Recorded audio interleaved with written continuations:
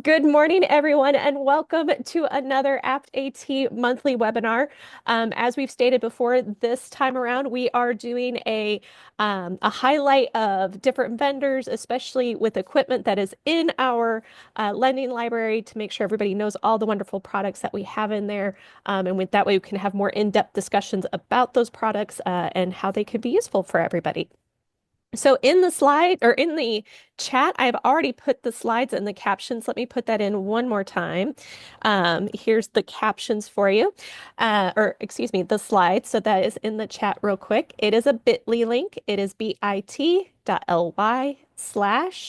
the number 4, 2, and then a capital P as in Peter, lowercase m.d.r. and then the capital J. And then, as I said, those will be in the chat and then also in the description for our recording. So today we are going to be talking about Simeon audio products. We have Jason with us here from Simeon. Great to have you here. But before we dive into all of that, of course, I've got to do a little bit of housekeeping first. So, of course, welcome. Thank you for being here. Please feel free to put questions in the chat throughout the session. We definitely will have kind of some stopping points throughout. And then also, if you prefer not to use chat for your questions, if you prefer to be on the microphone, that's fine too. We just ask for you to wait when we come to those big pauses or at the end of the train or the end of the session itself for you to jump on the mic. This will be recorded. I know a lot of people like to be able to hop on or come on late or need to leave early or just look at it later. And you can, of course, view it with all our other webinars at youtube.com/@APTAT. And then lastly, we have captions today. Oops. Let me get out of this real quick so I can copy this link real fast. We have our captioner to here today. And if you want to click on that link that's in the chat for captions, that will take you to a separate window so you can view those captions. All right. There we go. All right. And who is bringing you this wonderful webinar today? It's us. It's Accessing Potential Through Assistive Technology. We are Alabama's AT-ACT program. Our job is really to increase knowledge, access, and acquisition of assistive technology through our many programs, including our device loan program that we'll be touching on a little bit today, our reuse program, where people donate gently used durable medical equipment that you can pick up for free, our many trainings, so not just these lovely webinars, but of course, AT Alabama, our upcoming Assistive Technology Conference, our statewide conference. We have save the dates out. It will be in September. Very excited, as well as technical assistance and resources for financial assistance. Our biggest question always is who are we available to? Who can use our services?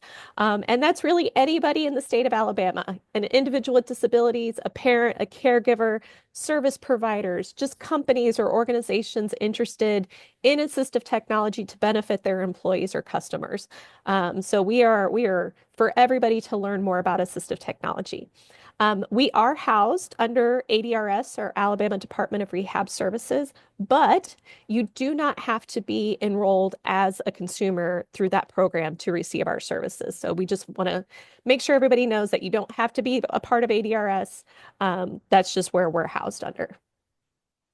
Okay, so that means I don't have anything else on my slides. So I get to be quiet and sit back and learn with the rest of you all. So Jason, please take it away. Great. Well, maybe I can share my screen, Jessica, and Absolutely. thank you very much for the warm welcome. And I'm excited to be with you today. So I'm going to just share my screen for just a few minutes as I talk a little bit about our funny little origin story, Simeon. So Simeon, we are an accessibility company. And for the most part, we do focus on individuals who are deaf and hard of hearing, and we have a variety of different products that are focused on that.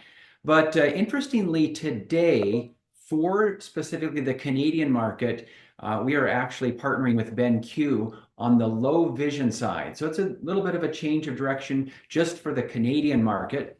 And I'll talk about that in as part of our origin story, but just real quickly on the low vision side, the reason we're partnering with BenQ is to be able to provide a more inclusive classroom specifically for students who may be low vision as well as hard of hearing, or have a classroom that has students who are hard of hearing as well as low vision.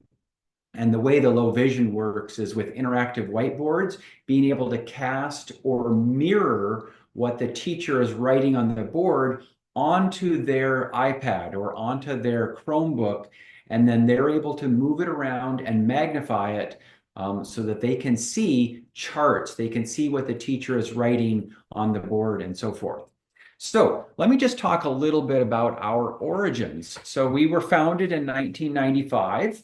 We've been around for 30 years. This year is kind of an exciting year, not only because of our 30-year anniversary, but also because last year when I bought the company, I'm an American citizen. And so for me, it was really important to be able to expand Simeon beyond its traditional marketplace of Canada.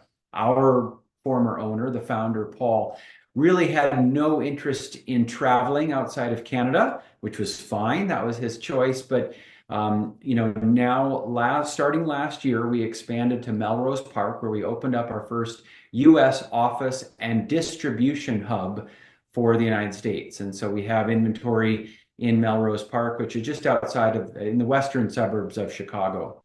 But having been around for 30 years really does give us an advantage because we understand the longevity of our products, and that is super important to our value proposition. Customers who buy our products want to know that it's going to last for a decade. And that's the expectation, is that when they're buying our products, they will last for a long, long time. I'm going to talk a little bit about this concept of Soundfield. This comes from education, both at the elementary and secondary levels of education, but it's also a concept that's used in universities as well. And so this is a professor that we have partnered with, Dr. Pam Millett, who's done a lot of research into Soundfield. In that it helps all students, because really there's many, many students that slip through the cracks that have auditory processing deficits, or may have any other, complex challenge to the way that the developing mind is working, especially in elementary schools. So very often you'll find a really high percentage of students will react very well to a sound field system where the teacher is amplified. That's what our products do. So they do support students who are hard of hearing, but they also support students who are learning English for the very first time. Those with auditory processing, those with ADHD, where having the teacher's voice elevated over all of the other noise that is coming into our ears really helps with student literacy and grades. So let me kind of step back a little bit and talk about, okay, we have our Audita. It is a sound field system. And I'm going to stop sharing just so that we can focus on the Audita itself. The first thing that you'll notice is that it is a lightweight, very portable system.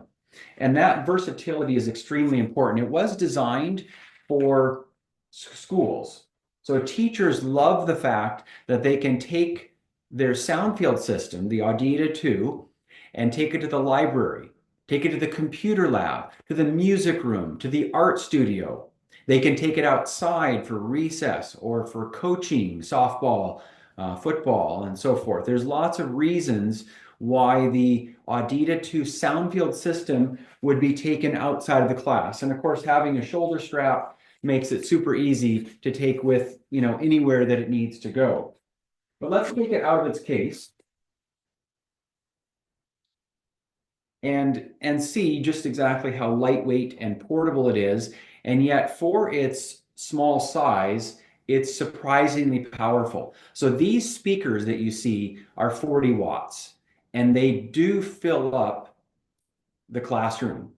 In fact, what audiologists love about our units is that you can place them anywhere in the classroom. Of course, they don't have to be plugged in. That's the whole, the whole versatility of having a system like this. It has a lithium-ion battery that will enable you to use it for 8 hours of continuous use. So teachers love it because they can turn it on and it's going to last them all day, and they can take it with wherever the class is going. Educational audiologists will love it because they have options about where to place it. And usually they'll place it in a very discrete part of the classroom. Now, I keep talking about the classroom, but really this device can be used for a wide variety of different applications. And we're finding that some of the most popular markets recently are those in retirement communities. Retirement communities have a lot of seniors who may be hard of hearing. There's going to be hearing loss, after the age of 60 or 70 or 80, that can be more profound. And so just the statistics around older adults with hearing loss and the risks of social isolation has really caused retirement communities to look at a versatile and affordable system like this as a way to increase resident engagement, increase inclusion, and to keep residents from feeling so isolated from each other and isolated even from the staff. And I know, myself, I've had situations where just even in a short term, I've had ear infections where I can't hear. And even after the pain is gone of the acute ear infection, I'm still suffering lingering hearing loss. And so it is very isolating as an individual, knowing that you're going out into the world and you're afraid to communicate with people because you're not going to be able to hear their response. And I'm not good enough at being able to read lips. And so it can be a very isolating condition. But permanent hearing loss, whether it's mild, whether it's moderate, whether it's more severe, or even profound hearing loss, can be very isolating. And so this is a very versatile and affordable way of being able to combat that. So I'll talk a little bit about some of the features and benefits, and you can see why some of the features have been designed around supporting both students at the young age and seniors who may have hearing loss. It is a two-channel system. That means that two microphones can be used at exactly the same time. This is typically what would be used in a school with a teacher. It's a pendant microphone. It can be worn around the neck. It has a belt clip so you can attach it to a lanyard if you want. And it has a cone of mic sensitivity. So I can turn my head in 45 degrees in either side, and the mic is going to pick me up and pick up my voice. So teachers love it because it's lightweight. You can wear it for 8 hours and not feel like it's wearing anything around your neck. But for noisier environments, we have a really high quality boom mic, and a boom mic is great because it's a unidirectional microphone. It's only going to take sound from your mouth. It's going to separate out or exclude all of that sound that you may have in a noisy environment. And this is especially true in a retirement community where there's a lot of people that are coming and going. A lot of people are speaking loudly, maybe with each other in small groups. But if you're trying to do a presentation and your room is open, let's say it's even in the lunchroom and there's staff activity and dishes being cleared and so forth, a boom mic like this that filters out a lot of that noise and just connects to the pendant microphone, which can then just be put on your belt or it can be put in your pocket.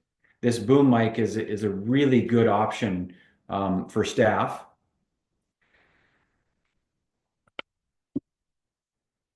The other microphone is a pass-around microphone, and this is really the key to resident engagement because it's one thing to have staff do presentations or to invite a speaker into a retirement community, and the speaker is going to talk about, they're going to talk about a book club, or they're going to talk about a travelogue, or they're going to, give a lecture about Mongolia. These are wonderful experiences, but they're only useful if the one speaker is mic'd up. The pass-around microphone, both in a classroom environment where students can ask questions, they can contribute ideas and concepts, and they can gain clarity, and they can participate in the discussion. And the same concept is equally helpful in a retirement community or even in a house of worship where there's others in the congregation that are given an opportunity to speak. Well, having a device like this, and by the way, it acts just like a talking stick. Teachers love it because kids will raise their hand, they wait for the talking stick to come, and then now they can contribute. If the teacher, if you don't have a two microphone system and you just, one person is amplified, well, then every question, every comment, the teacher or the presenter has to repeat themselves. So it really makes for a very awkward presentation when your main speaker has to repeat everything that is being provided as in an inclusive environment. So having a pass around microphone is super important for resident engagement. Teachers love the fact that at the end of the day, they can just pop it into a charging cradle and make a run for their vehicles at night. So same thing in a retirement community. It's easy to just pop it into a charging cradle. Of course, the charging cradle is designed to have two of whatever type of microphones. So, in a corporate environment, maybe you do want two pass around microphones, or maybe you want a situation where you have two presenters on a continual basis, and then you can have two pendants. The system doesn't care. It can handle, two of any kind of microphone. We have a really fun microphone that is super popular in both schools as well as in retirement communities. And we call it a catch box. It's a big foam cube. So this is meant to be thrown across the room, tossed. It can fall on the floor. It literally is just made of foam. It has an accelerometer inside of it. So when it is being thrown in the air and it lands on the floor, it doesn't make a loud thumping. So it's a very highly engineered product. The microphone is actually inside this cone or this cylinder here, and that's where the accelerometer is. And so it'll turn off that microphone when it's in the air and turn it back on once someone has it stabilized in front of them.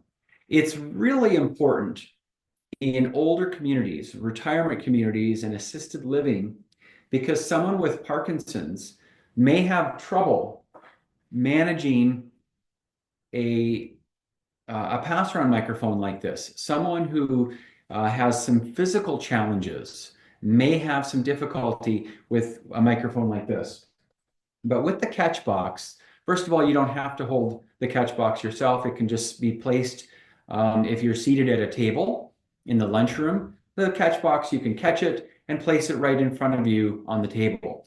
And that will literally put it right at the right elevation to be able to pick up your voice to the catch box. But it's also easier for older adults who do have some physical limitations to be able to hold something that is convenient and huggable like our catch box. So with it being a two microphone system, it's also really, really easy to connect to remote microphones. So for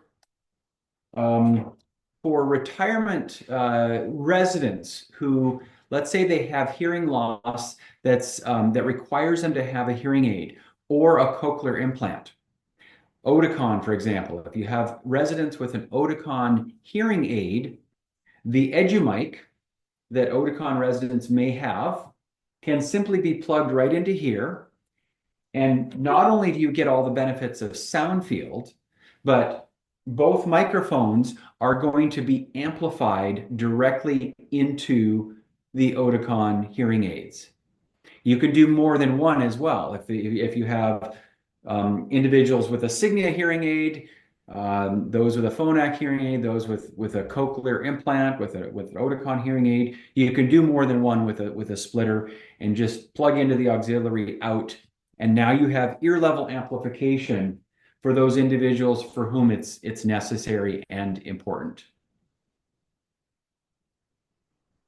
Okay, Oh, so I wanted to just take a quick second because you made up some good points, and I want to make sure we swing back on them. Um, sure. for sure, I think a big thing is how many different brands can pair with the Audita.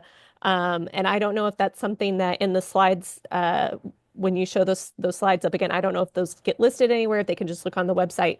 Um, I never thought of it as having multiple brands all at once, which was lovely. But what I wanted to kind of bring back to a little bit in terms of why it's important to look at amplification for these different populations. Um, and I was just recently in a conference, and it was funny, like we're people who work in accessibility, so you would think we wouldn't have to remind them. Um, but you do. I think it's one of those things where people think, well, I have a teacher voice, so I don't need to use your pass around mic. I can just talk loud enough. Can you kind of touch a little bit on maybe why we need to remember that just because you think you're loud enough, if there's something like this product available and people are saying, take this mic to make sure you're amplified, why that's really important to make sure you actually take the mic and not just rely on a quote unquote teacher voice. Yeah, that's a great question, Jessica, and a really good point because when you shout or when you try to elevate your voice, and let's say you're a Broadway star or an opera singer, and you do have a really powerful voice, the only problem with that is that the only thing you can do is to amplify the vowels. So let's say you're saying the word cat. Well, I can say it louder, but the only thing that does is it amplifies the A in cat. I can't make the C and I can't make the T any louder just by shouting it.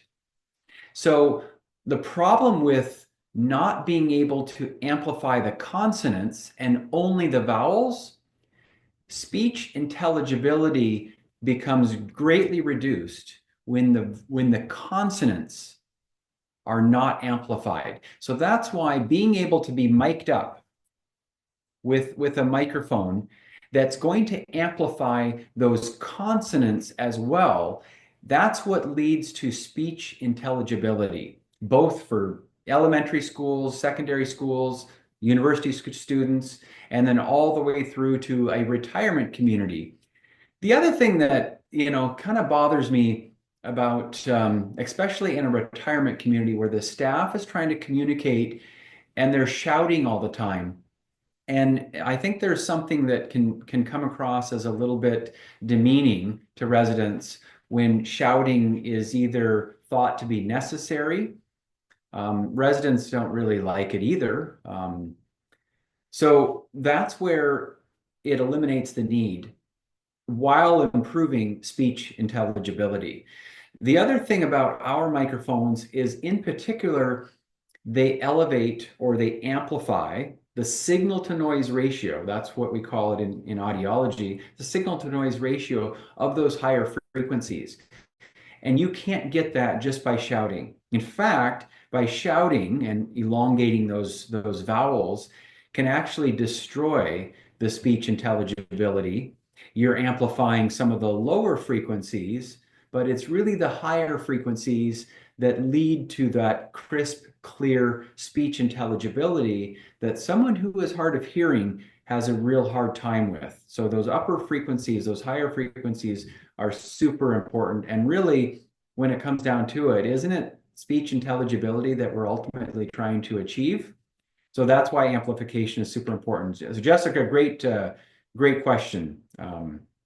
Thank you for bringing that up. Okay, so I'm going to go back to sharing because there's a few slides that I want to bring in. Okay, so the Audita II, I kind of talked a little bit about this. Auditory processing is more common than we think. Some audiologists have said, we've always kind of thought it's in the single digits of students that have auditory processing. But in fact, I think more recent studies have shown that it is in double digits. So whether that's in the teens, or even coming into about 20% of the population, hard to tell really because it's a scale, it's a spectrum disorder. So it's a bit like, autism in that, auditory processing is there is some criteria for it, but it is a spectrum.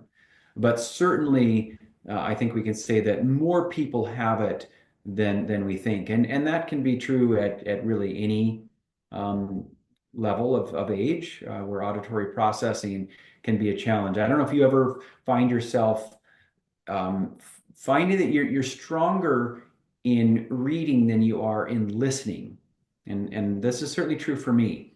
Um, Amplification is a real solution to auditory processing, even though it by itself is not related to hearing loss. The Audita 2 has a lot of benefits to it, but number one to its benefit is the versatility. The fact that, let's say a retirement community, you only need one. You do not have to outfit every single lounge. You do not have to outfit, one in every single lunchroom or every single congregate area.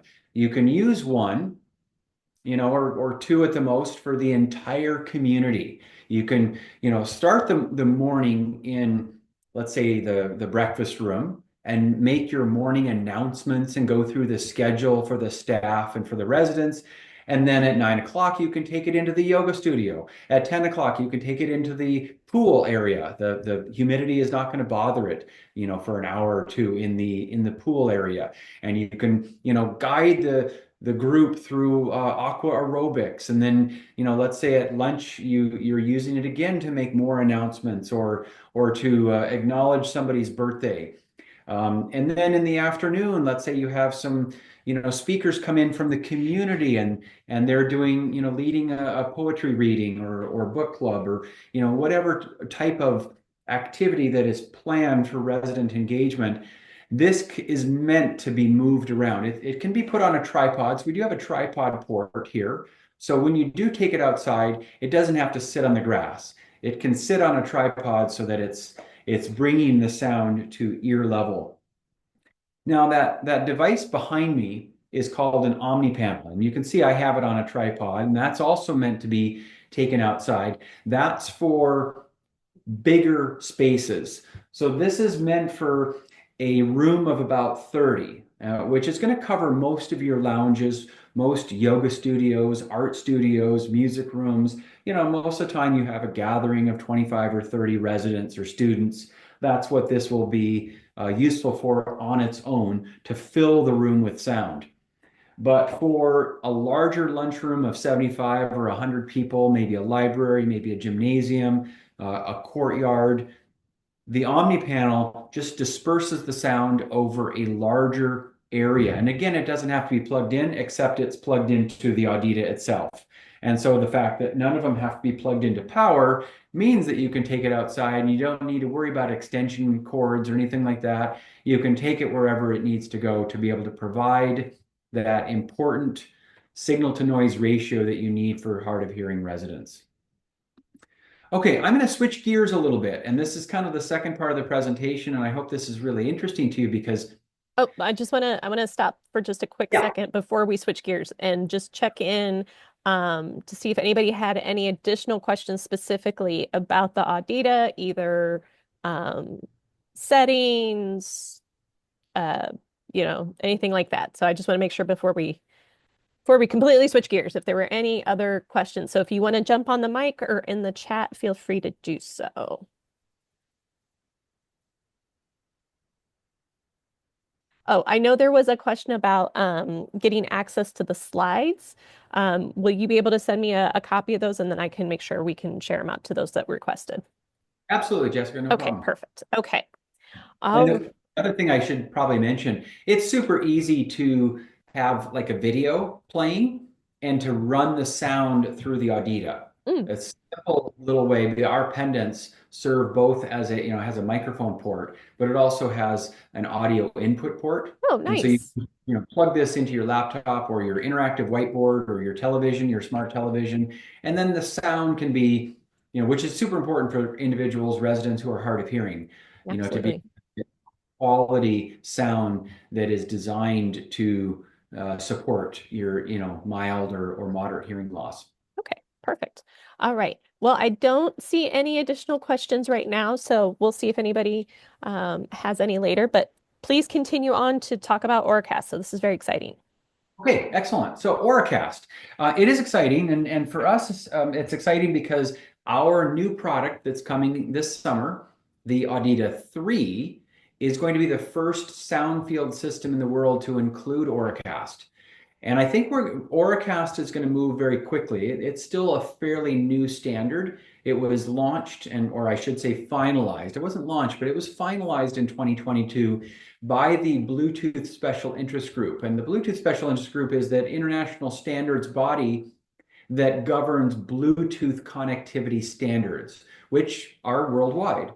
You can go to Japan, you can go to South Africa, and Bluetooth connectivity is the same in every country. And that's because it is an international standard that all manufacturers support. So we're one of those. We're one of those manufacturers that support the Bluetooth special interest standards, and Auracast is the most recent one.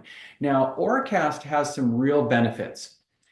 It's called, or it's based on Bluetooth Low Energy, and this is super important for the hard of hearing community because um, hearing aids have very small batteries, and battery life is super important to the aided community, people that are wearing hearing aids.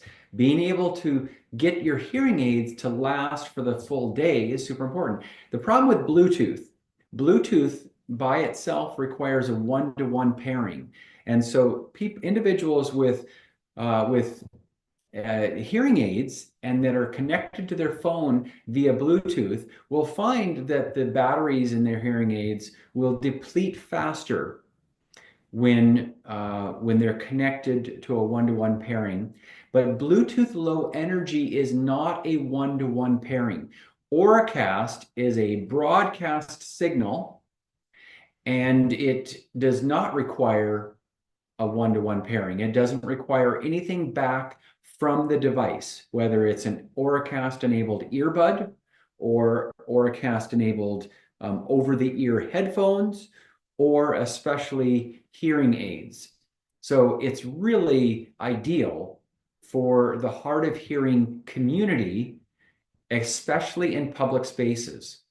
So Auracast is you're going to start to see Auracast spread in public venues like airports, theaters, churches, houses of worship, gymnasiums, and bars and restaurants and so forth as a way to connect to a broadcast audio signal. Now, they just did a demonstration at the end of last year at the Kennedy Center in New York.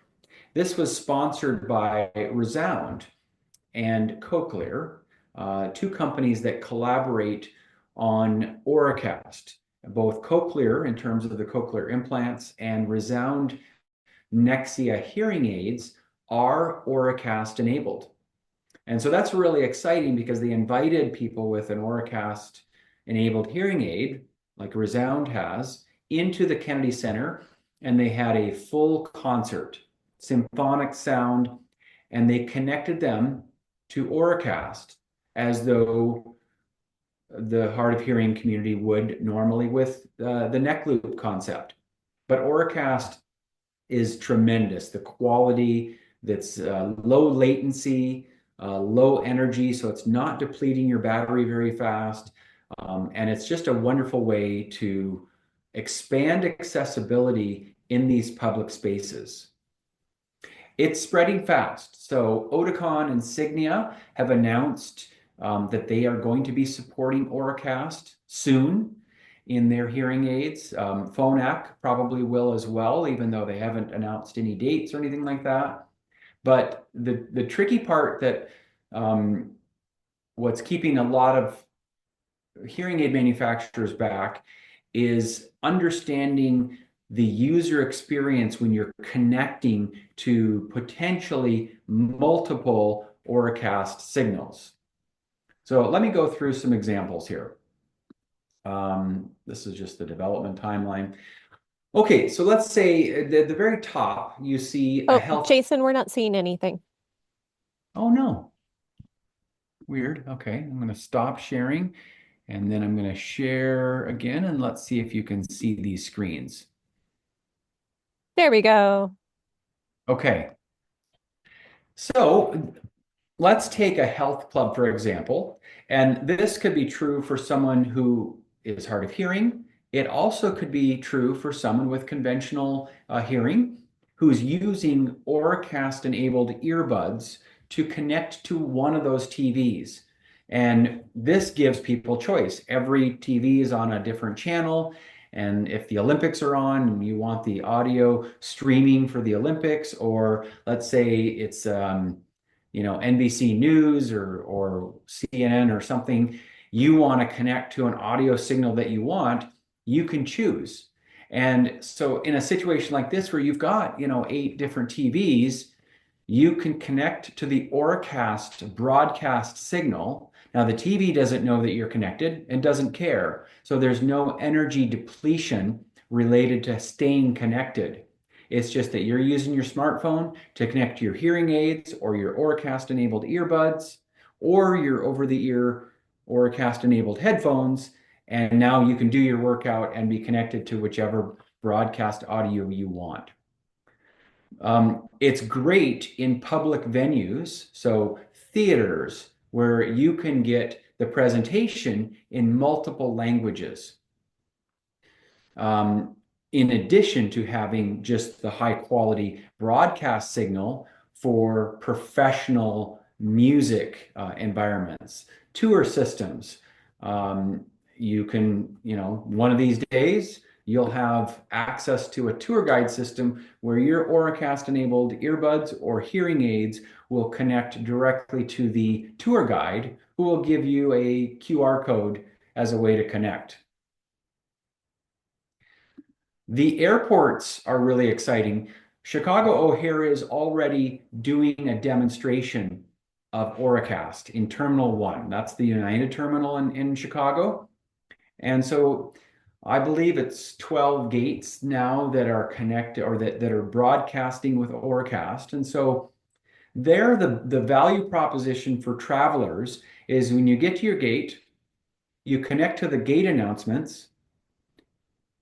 Let's say you're, Terminal 1, Gate 12. You connect your hearing aids or your Auracast enabled earbuds to your gate announcements, and now you can go to the food court and you're still connected. You're still getting the gate announcements. You know if your flight is being delayed or if they're announcing boarding, and then you can, hike it back to your gate. So we're going to see this spread rapidly over the next 2 years in airports, especially those, some of your larger international hubs, because it is an international standard. So, people from Asia and Europe and South America that are coming through these large North American terminals will have access to the same standard of Auracast that anybody else does. It's really helpful in my industry, so in schools and also in retirement communities where you have older adults that need to connect their hearing aids. So today I talked about connecting your Bluetooth microphone or your remote mic and connecting several of them using a splitter. So yes, it's fine. It can be done. We can give ear level amplification as well as all the benefits of Soundfield. But wouldn't it be nice if no matter what brand of hearing aid you had, or cochlear implant, or even if you're using an over-the-counter hearing aid, or you're using, Apple AirPods as a way to amplify the sounds around you. Those are all ear level amplification devices that will be able to connect independently to an Auracast signal, which is what makes the Audita 3 so unique and so exciting because it eliminates the complexity around being able to connect directly to it. So we're really excited about that technology and about sharing it with communities and especially schools. So that's just a kind of a visual of all the different types of devices that you would fully expect a large group of people to have to connect and get ear level amplification. And Auracast just makes it so much easier to be able to do. Well, how So, does it work? oh, Yeah, go ahead. so can you go back to that previous screen? Yeah, And I know you kind of touched on it, but I want to make sure we're all clear.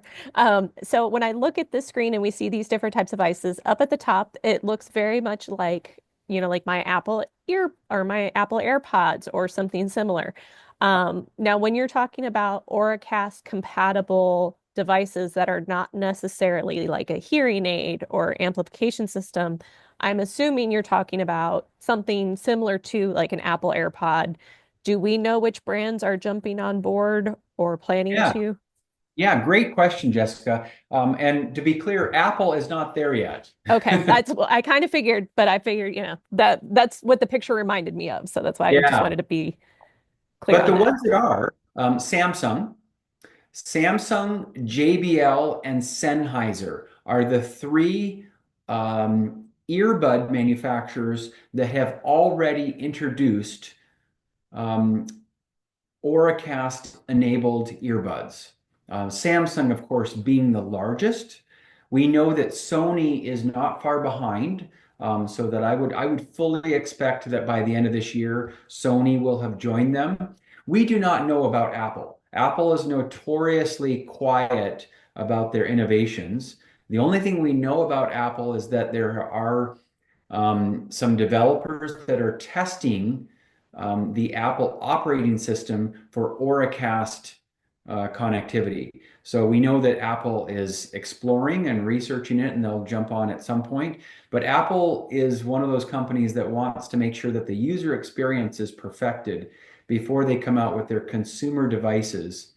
And Apple's an important one because they have marketed now in the United States their latest generations of earbud pros or iBud pros as over-the-counter hearing aids. So this is really opening up a huge market for especially seniors who are starting to experience hearing loss for the first time. But those are all different. So, like cochlear implants, the Nucleus 8 from Cochlear is already Auracast enabled. I mentioned Resound, their Nexia is Auracast enabled. And Signia has announced that theirs is coming out. Oticon, we know, is coming out later this year for their Oticon Intent. They have built the Auracast chip inside. They just have not come out with the Auracast Assistant app for connectivity. And I'm going to talk about the app next.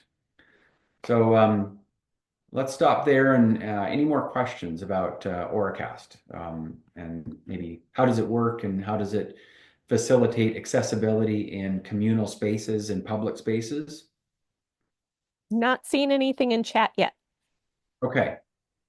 So Auracast, like I said, it doesn't require a one-to-one pairing. So it literally is just a broadcast. And so it's sending out the data in packets or these audio streams.